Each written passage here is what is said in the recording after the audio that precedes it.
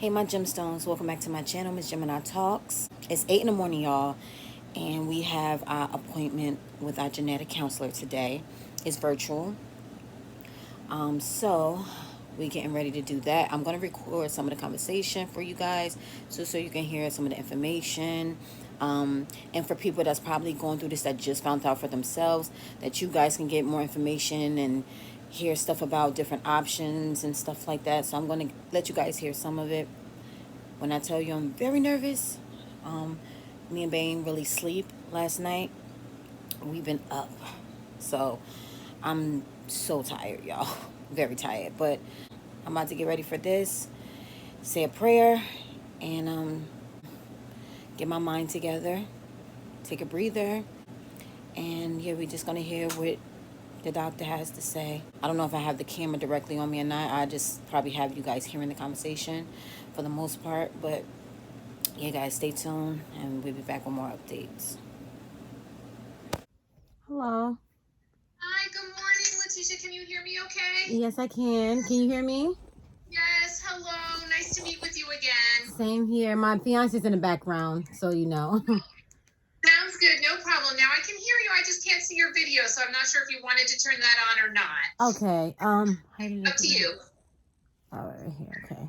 There it goes. Oh, there it goes. Okay. So I know that the main reason that they wanted us to talk again was to go over some of the ultrasound finding and the MRI finding for one of the twins, correct? Right. Okay. So tell me kind of what they've already told you so far. Okay, baby. What they've told us so far is that he has a genesis of the corpus callosum. There's potential that they see another area of concern or two on his brain. Okay. And the effects of what that could potentially mean have not really been gone over with us much. So it's kind of left to our Googling at this point. Okay, so what I usually focus on a little bit is talking about some of the additional testing options from the genetic perspective that we go over, and a little bit more about the ultrasound finding as well. So basically, anytime we have any kind of birth defect that we identify on an ultrasound or an MRI, what we know is that it can be something that is isolated, meaning that it is just that birth defect alone. There's not anything else underlying that particular birth defect. But there are some cases that could be linked or part of an underlying genetic condition. Right. Okay. Now, even if we don't, let's say we did further testing, we'll talk about all those options in a minute. And let's say we didn't find any particular genetic syndrome found. We still have to also go by what the possible effects of the isolated birth defect are. So even if genetic testing is normal, it doesn't take away the fact that they're seeing an issue with the baby's brain. Does that make sense so far? Yes. It does. And with the agenesis of the corpus callosum, there can be variability in how people present with that finding. We have had people that have agenesis and they are asymptomatic. We also have cases where a baby can have severe impairment or severe intellectual disability or certain types of developmental delays. And that's what can be, I would say, the most difficult about this particular finding, is because there is a spectrum of how a child could present, and there's not always a way to be able to predict that prenatally.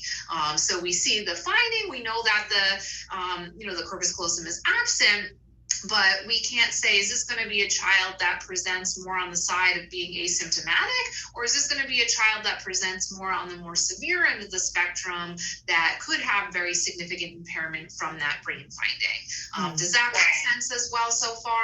Yes, it does. Okay. What I also want to kind of go over with you is some of the testing that you've done so far in the pregnancy, and then some of the additional options. Okay. So, and we can have a scenario where agenesis of the corpus callosum is completely isolated, and that is the only, finding that is found as far as the brain. But we can have scenarios where sometimes there could be, like I said, an underlying genetic condition.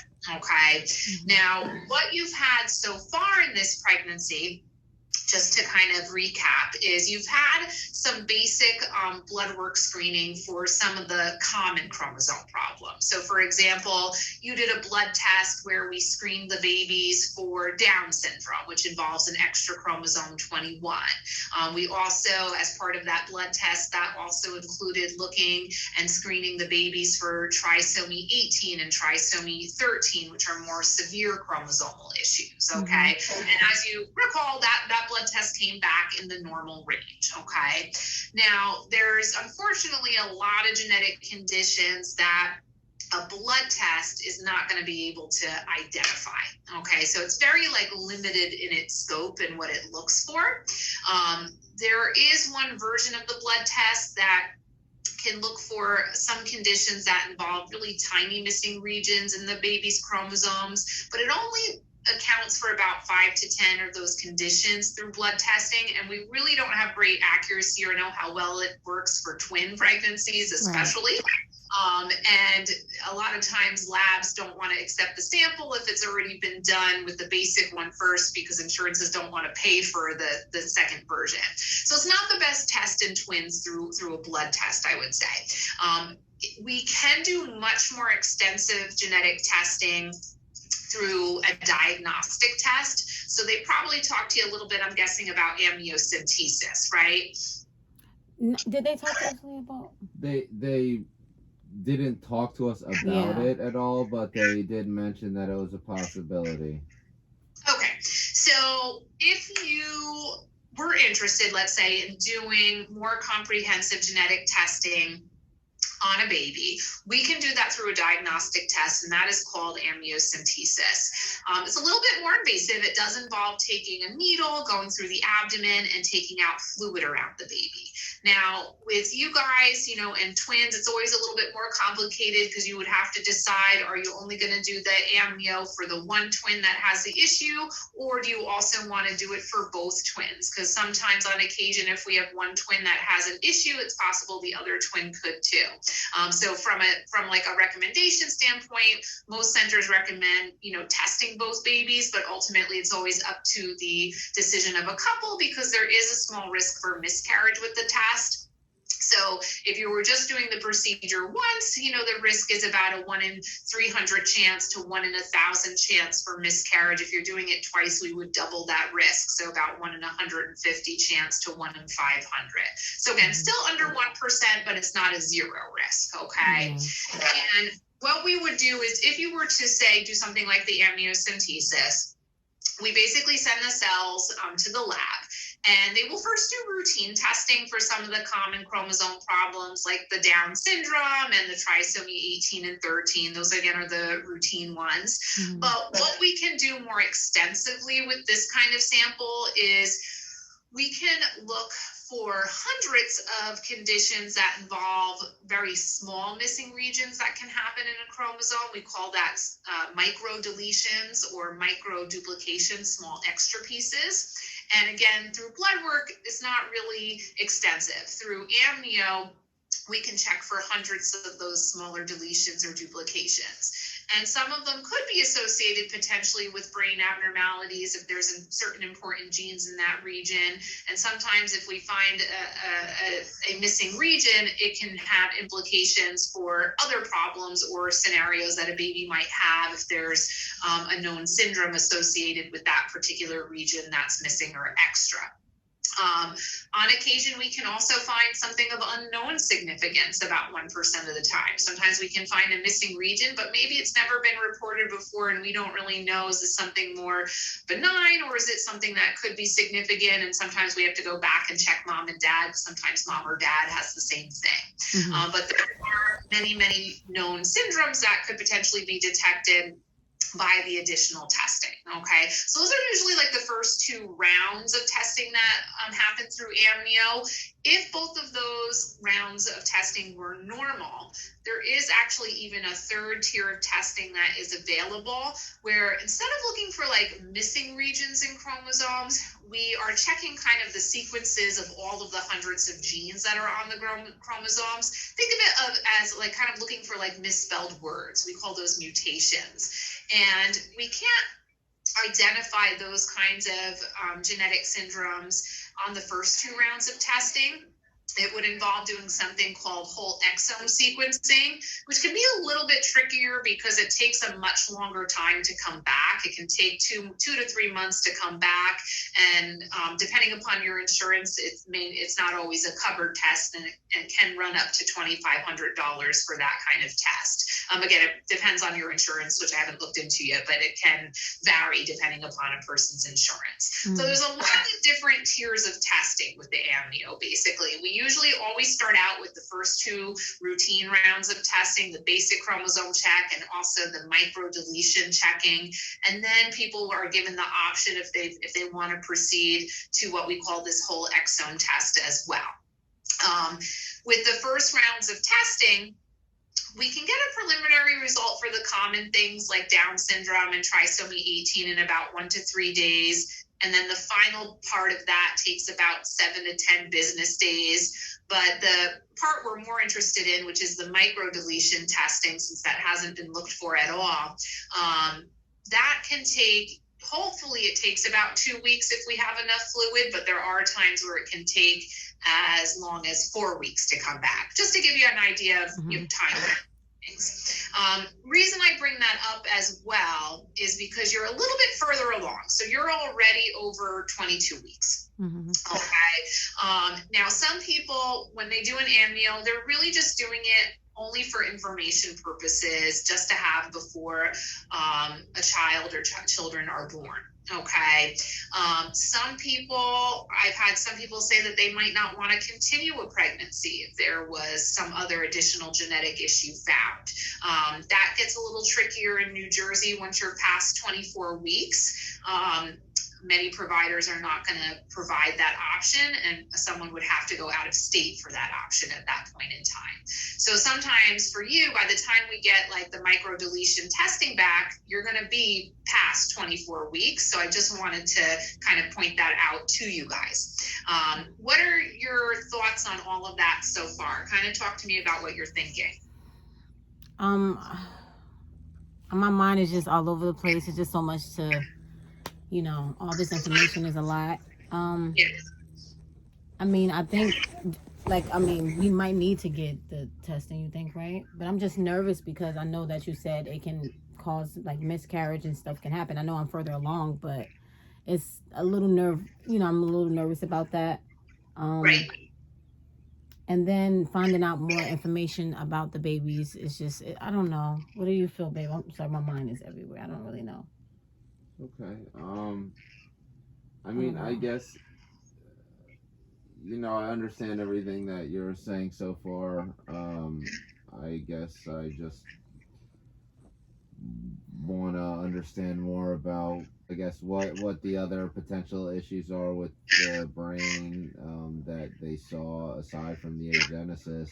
Is the baby going to be able to have any type of normal life potentially, or what are we looking at? Because when we also spoke to the doctor, he had also mentioned something about the the potential of termination, and that's not something that we at all really wanted to consider.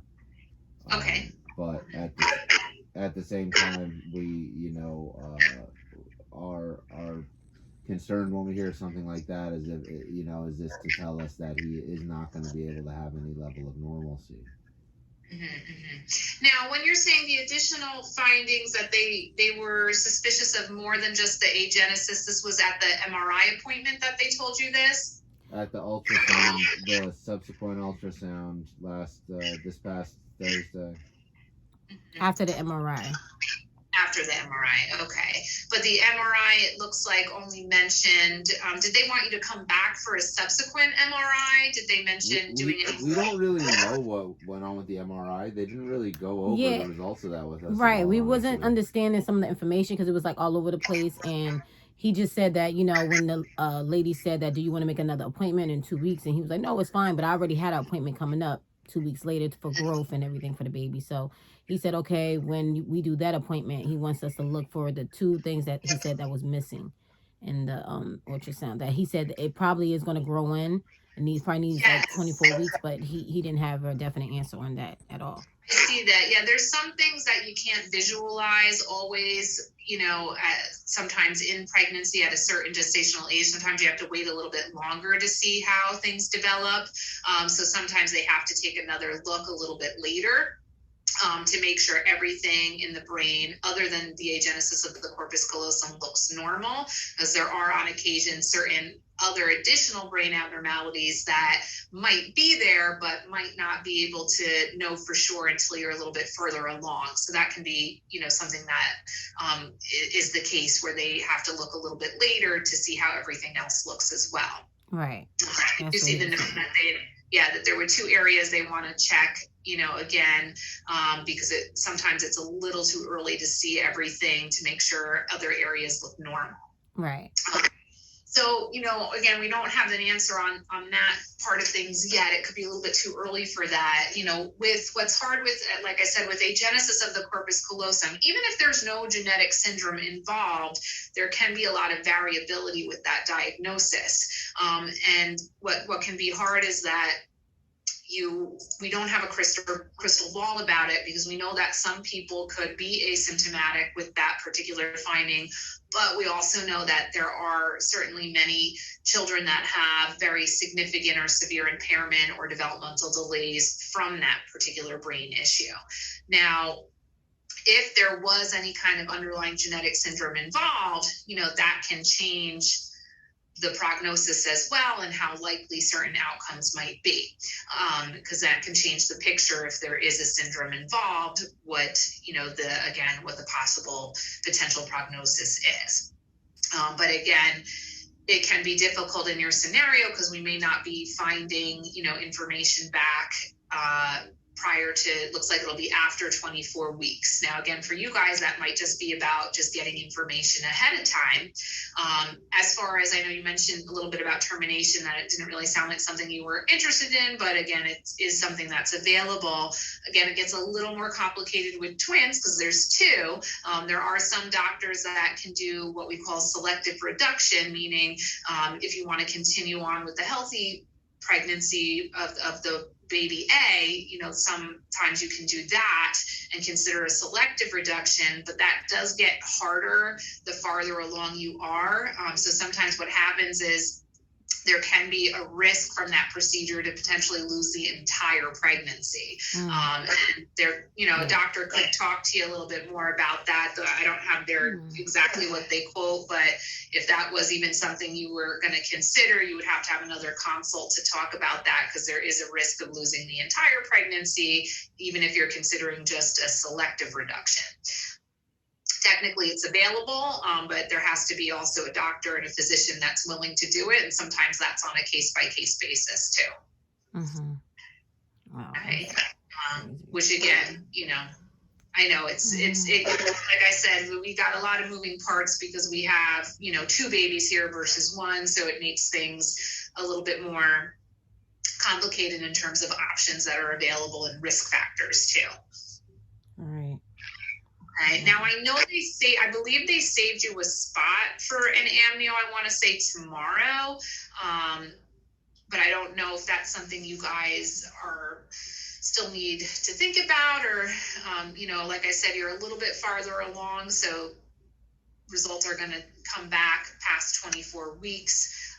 But you may want that information depending upon if you want that ahead of time, or if it would consider, change your minds in terms of this pregnancy itself.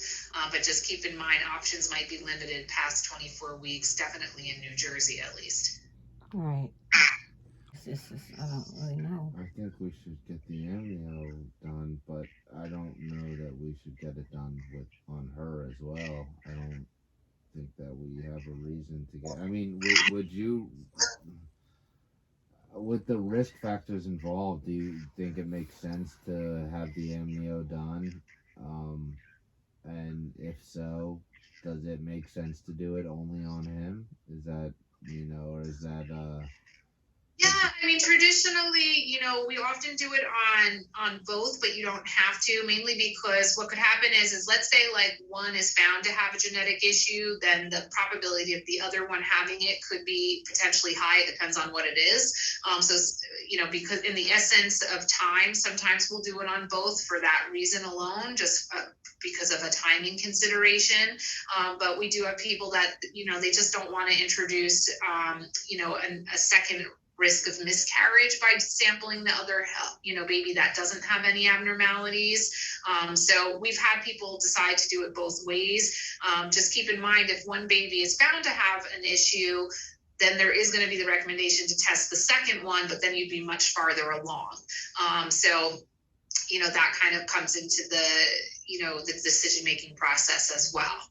I'm scared of the risk of miscarriage, but I do think we should at least test him.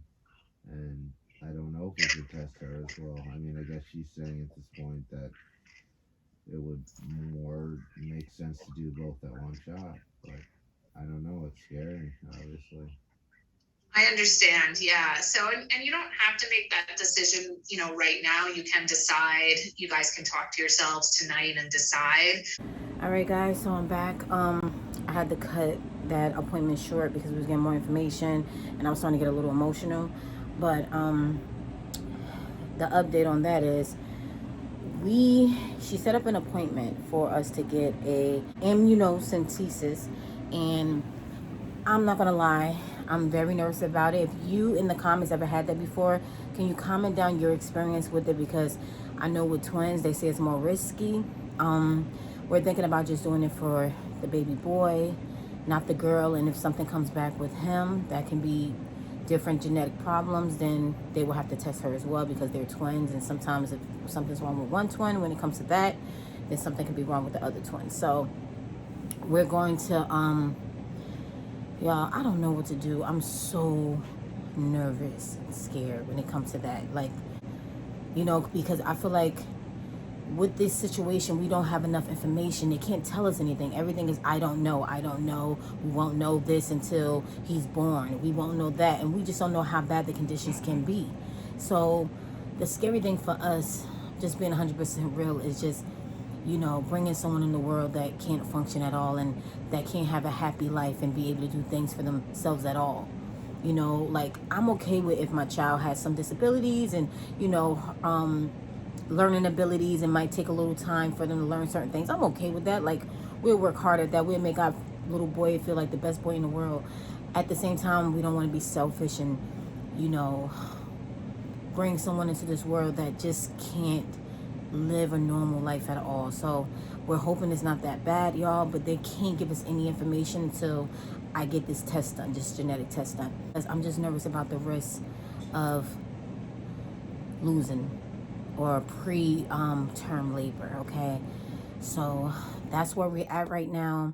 I have my doctor's appointment tomorrow, my high-risk doctor's appointment, y'all. When I tell you, this news can't come at the hardest time. Like, I'm trying to plan, so many different things, and it's just hard to even think at this point, just worried so much about my baby boy. But I have nothing but faith that for some reason everything will fall into place. We just need prayers, and we're trying to stay as strong as we can, y'all, because I know God gave his toughest battles to his strongest soldiers. And I'm regardless just thankful, and I'm nervous but thankful, just because even though we're going through a hard time, it could be worse. Even if it is worse, it feels like it's worse in a lot of ways, just hearing all of this information when it comes to not knowing how bad something can be for your child. At the same time, I'm thankful that, everything else seems to be normal when it comes to like his heart, him growing normally. Everything else came back normal. It's just a situation, and I know the brain is no joke. So please keep him in your prayers. Keep my daughter in your prayers as well, because it's a lot. But I will be back with another video, y'all. I'm sorry that these videos are not happy-go-lucky, but this is my real life. This is my real experience. This is the reason why I'm doing these videos, because I don't want to just show the good. I mean, life is not always good all the time for everybody, and you're going to go through obstacles, and it's not easy ones, trust. But I just hope my story can help inspire others. And if you follow my journey, I'm praying that it be light at the end of the tunnel, which I have nothing but faith that it will, y'all. I'm still believing. I'm hoping. I have my down moments. I have my emotional moments. Trust me, it's not easy, especially as a mom. But I'm never giving up hope and faith. I leave it in God's hands always and forever. So I will keep you guys posted in the next video of what's going on still. And just pray, pray, pray, y'all. Thank you for your support. I love you all so much. Thank you. I'll be back with another video.